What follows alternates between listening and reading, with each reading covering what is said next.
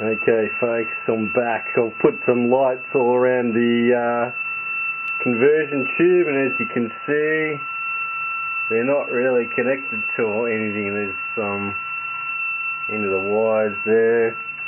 You can see these lights here, not connected to anything, not connected to anything. All along this main wire that feeds into the tube, all lighting up. I've got this one over here. Yeah, quite strange.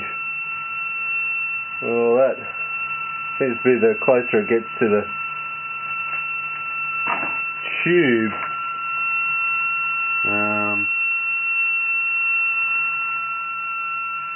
Definitely some power coming from that tube. Let's see if we can turn the lights on. And it's making that distinctive sort of buzzing sound. It's quite weird.